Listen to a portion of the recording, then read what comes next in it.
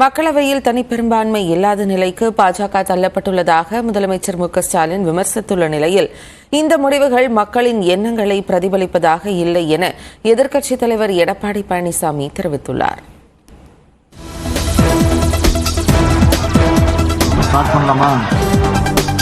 தேர்தல் முடிவுகள் வெளியான பிறகு திமுக தலைமை அலுவலகமான அண்ணா அறிவாலயத்தில் செய்தியாளர்களை சந்தித்த முதலமைச்சர் பணபலம், அதிகார துஷ்பிரயோகம் என அனைத்தையும் உடைத்தெறிந்து இந்தியா கூட்டணி பெற்றுள்ள இந்த வெற்றி மகத்தானது எனவும் வரலாற்று சிறப்புமிக்கது எனவும் கூறினார். 400 இடங்களில் வெற்றி பெறுவோம்னு சொல்லி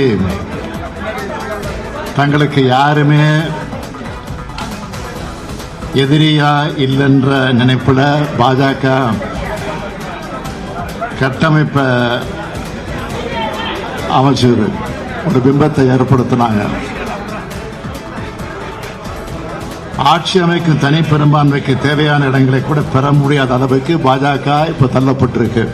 பல மாநிலங்களில் மோடி எதிர்ப்பு அலை வீசுவதாகவும் தமிழ்நாட்டில் உள்ள மோடி எதிர்ப்புக்கான எடுத்துக்காட்டுதான் இந்த வெற்றி எனவும் முதலமைச்சர் குறிப்பிட்டார். ஆனா இந்த தேர்தல் முடிவுங்கிறது அரசியல் சாசனத்தை மாத்திடலாம், வெறுப்பு பரப்புரைகளால மக்களை பிளவுபடுத்தலாம்னு நினைச்ச பாஜகவுக்கு எதிரான மக்களோட தீர்ப்பு இதுதான் எங்க கூட்டணியுடைய வெற்றி. இந்திய ஜனநாயகத்தையும் அரசியல் சாசனத்தையும் காக்க தேவையான அரசியல் செயல்பாடுகளை திமுக தொடர்ந்து முன்னெடுக்கும்.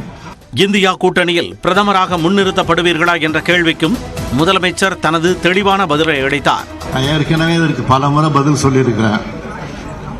கலைஞர் சொன்னதை தான் நான் திருப்பி சொல்லியிருக்கிறேன். என் உயரம் எனக்கு தெரியும். தமிழ்நாட்டில் பாஜகவின் தேர்தல் செயல்பாடுகள் குறித்த வினாவுக்கும் முதலமைச்சர் அதிரடியாக பதில் கூறினார். கால ஊன்றப்ப சொல்றேன் என்ன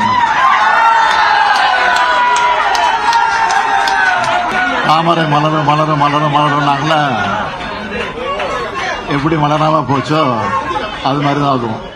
மக்களவை தேர்தல் வெற்றியை முன்னாள் முதலமைச்சர் கருணாநிதிக்கு சமர்ப்பிப்பதாகவும் முதலமைச்சர் மு.க.ஸ்டாலின் தெரிவித்தார். அதனைத் தொடர்ந்து அண்ணா மற்றும் கருணாநிதி நினைவிடங்களில் மரியாதை செலுத்தினார்.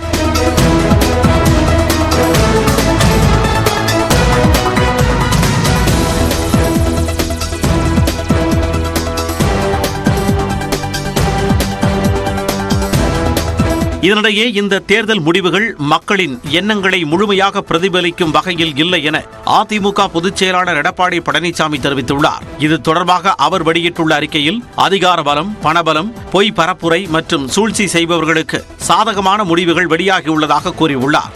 சிறிய வெற்றிக்காக இல்லாமல் கொள்கைக்காக தனித்து நின்று தற்போது தலை நிமிர்ந்து நிற்பதாகவும் அவர் குறிப்பிட்டுள்ளார். 1980, 2004 மற்றும் 2019 ஆண்டு மக்களவை தேர்தலுக்கு பிறகு அதிமுக அவ்வளவுதான் என ஆரூடம் கூறியதை முறியடித்து 2021 ஆண்டு சட்டப்பேரவை தேர்தலில் அதிமுக கூட்டணி 75 இடங்களை கைப்பற்றியதாக கூறியுள்ள எடப்பாடி பழனிசாமி 2026 ஆண்டு சட்டப்பேரவை தேர்தலில் மகத்தான வெற்றி பெறுவோம் என சூளுரைத்துள்ளார்.